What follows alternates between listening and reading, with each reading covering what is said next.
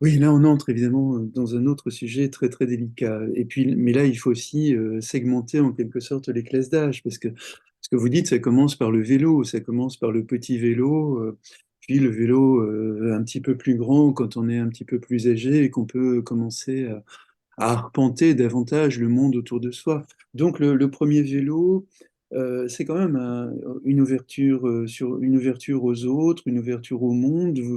Moi, j'ai aussi des moments forts de mon enfance, de mon adolescence avec mes premiers vélos. J'en avais parlé d'ailleurs dans mon petit livre en roue libre, une anthropologie sentimentale du vélo, parce que ce sont des souvenirs d'enfance qui sont très marquants, quoi, de pouvoir s'esquiver de chez ses parents, d'aller faire du vélo dans les bois, dans la ville. Vous découvrez soudain une ville dont vous ne connaissiez que quelques petits fragments du parcours qui vous menait à l'école et autres, alors que là, en vélo, vous allez beaucoup plus loin.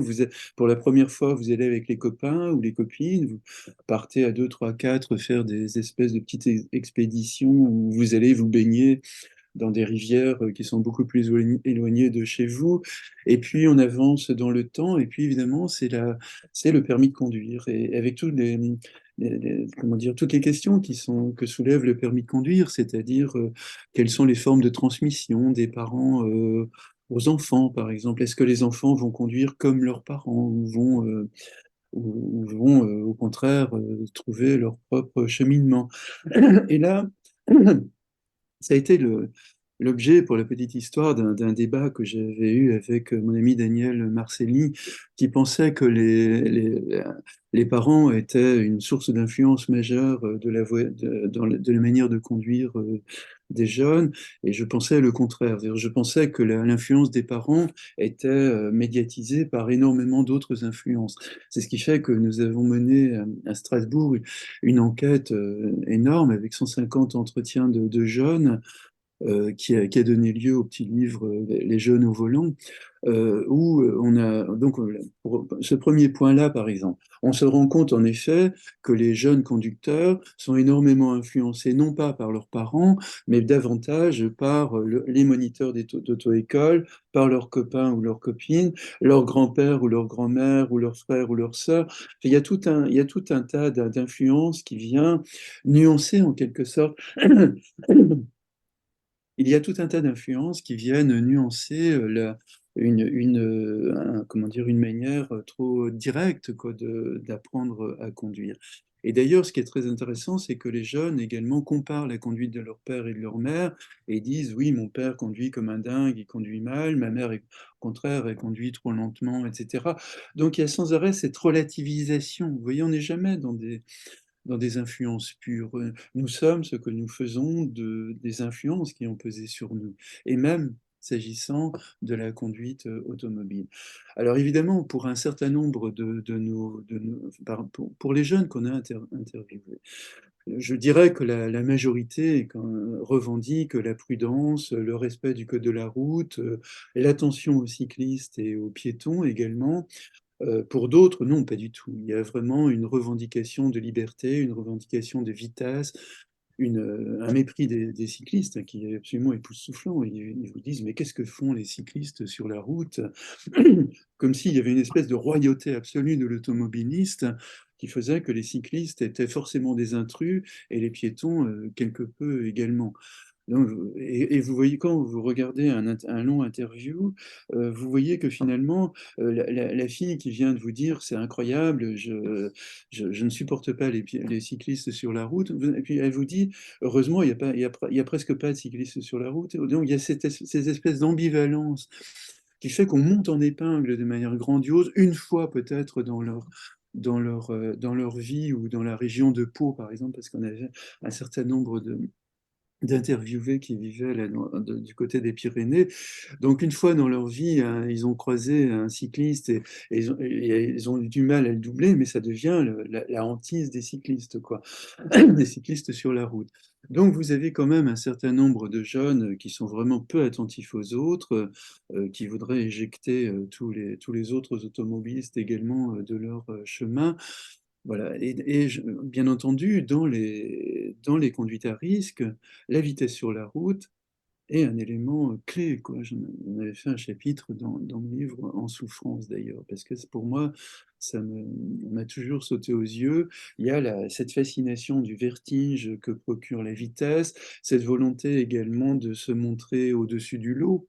Là aussi, on est dans des rites de virilisation, hein, moi, je conduis mieux que les autres, plus vite que les autres. Le code de la route, je m'en fiche complètement, hein, c'est pour les bobos, ceux qui sont dans le métro, boulot, dodo, qui ont peur de leur ombre, et cetera. Moi, j'ai peur de rien, je peux doubler dans un virage, je peux conduire vite dans les petites routes de montagne et autres. Et c'est là où vous avez des formes d'ordalie, qui sont sollicitées, hein, par, le jeune, qui veut montrer qu'il est mieux que les autres, il a l'étoffe des héros. Hein, et très souvent, et c'est la tragédie des fins de semaine dans nos pays, c'est quand un jeune, en sortant de boîte, qui a bien bu,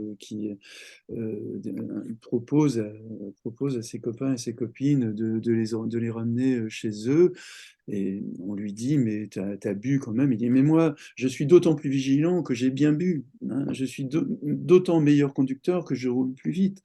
Ce sont des propos qu'on entend très souvent, évidemment, de la bouche des jeunes, et ça se traduit par des accidents tragiques où il y a 2 ou 3 morts. Ou rappelez-vous, il y a quelques années, un jeune avait tué 10, une dizaine de ses copains en prenant le van de son père sans sa permission, en emmenant tout le monde dans les boîtes, en buvant à son tour, et puis voilà, et l'accident tragique, qui avait à l'époque fait beaucoup de polémiques, mais qui est très, très courant. Donc il y a effectivement, les statistiques le montrent, une suraccidentalité sur la route des jeunes générations, sur 2 roues ou en voiture. Sur les 2 roues, ça nous arrive à tous, des fois, quand on est, en voiture, de voir un jeune qui louvoie entre les maintenant, je crois que la plupart portent un casque parce que, évidemment, la police est quand même très vigilante en la matière, mais il y a encore, quelques années, on voyait couramment, des jeunes, même j'en vois encore à Strasbourg de temps en temps, hein, du côté de Chintigam, que vous connaissez peut-être, ou ailleurs, entre les quartiers populaires et autres, vous voyez 2 jeunes sur un scooter ou une moto, et aucun des 2 ne porte un casque, et ils sont en train d'aller sans, ne se préoccupent nullement des stops, ou des priorités, ils avancent en faisant hurler leur moteur. Donc ça existe quand même encore. Mais disons que il y a davantage aujourd'hui de soucis, en tous les cas, de la police du côté des jeunes générations, sur les grands axes en tous les cas. Mais malgré tout, il y a cette suraccidentalité et beaucoup de mortalité, beaucoup de handicaps qui interviennent à cause des accidents de voiture ou chez les jeunes générations. C'est l'une des questions qu'on se posait évidemment dans l'enquête, c'est comment prévenir ce genre d'accident. Mais évidemment, ça ne marche pas parce que un mot d'ordre, enfin, comment dire? Une formule que vous entendez plusieurs fois par jour dans votre établissement, c'est: «Je sais bien, mais quand même». Hein, je sais que c'est dangereux, mais quand même. Et puis de toute façon, c'est pas dangereux pour moi, parce que moi je gère, moi j'assure, moi je contrôle, moi j'ai l'étoffe des héros, que les autres évidemment n'ont pas. Alors vous leur dites: «Rappelle-toi, ton copain X, qui est maintenant en réanimation à l'hôpital. Ah, mais lui, c'est un bouffon. Moi, je contrôle sur ma mobilette, moi, je contrôle sur ma moto, moi, je contrôle sur ma voiture». Donc la grande difficulté que nous avons en matière de prévention, notamment routière, c'est cette ambivalence des jeunes générations qui pensent que le chauffard, c'est forcément l'autre, que c'est l'autre qui va périr ou qui va avoir un accident, mais sûrement pas eux. Parce que là, du coup, effectivement, leur narcissisme, serait en nette diminution. Donc ils ont besoin de croire qu'ils sont meilleurs que les autres, et surtout dans les premières années où plus ils expérimentent, donc ils ne sont pas encore de très bons conducteurs. Souvent, ils ont des voitures moins bonnes, enfin, moins surveillées, moins contrôlées. Ils ont souvent acheté des voitures à bas coût, et dont ils ne contrôlent pas trop la technique ou la sécurité et autres. Donc tout ça, ça concourt pour cette suraccidentalité sur les routes. Donc on a du mal, quand on fait des préventions dures, où on montre des séquelles d'accidents et on montre là carrément des gens qu'on extrait des voitures et qui ont le visage ensanglanté, etc. Beaucoup de jeunes vous disent c'est insupportable, etc. Ils veulent pas voir ça. Si vous le faites de façon très douce, évidemment, tout le monde s'en moque un peu. C'est extrêmement difficile de trouver la bonne distance, mais je pense qu'il faut continuer. Bon, on le sait dans la prévention, par exemple, contre les maladies sexuellement transmissibles et autres, ça fait toujours marrer les ados qui disent on sait, on sait, on sait, on sait. Voilà. Mais ils sont contents en même temps, parce que ça leur fait sauter 2 heures de maths ou autre. Mais je me dis en même temps, peut-être, qui sait, tout d'un coup, il y a l'un de ces jeunes qui a tendu l'oreille, qui s'est dit ah, je n'avais pas pensé à ça. Alors il a continué à railler sans doute la formation faite avec bonne volonté par le gendarme ou le pompier ou autre. Bon, mais en même temps, c'est peut-être pas tombé forcément dans l'oreille d'un sourd. Donc il faut se dire que même si on réussit à rattraper in extremis quelques jeunes à travers ces campagnes de prévention en matière de sécurité routière ou de maladies sexuellement transmissibles ou autres dans les écoles, il faut le faire de toute façon. Faut pas lâcher prise là-dessus. Mais en même temps, il ne faut pas avoir un fantasme de toute puissance. Nous autres, en tant qu'adultes, entre guillemets, il faut savoir qu'effectivement, ça risque fort de mal fonctionner. Une technique quand même, c'est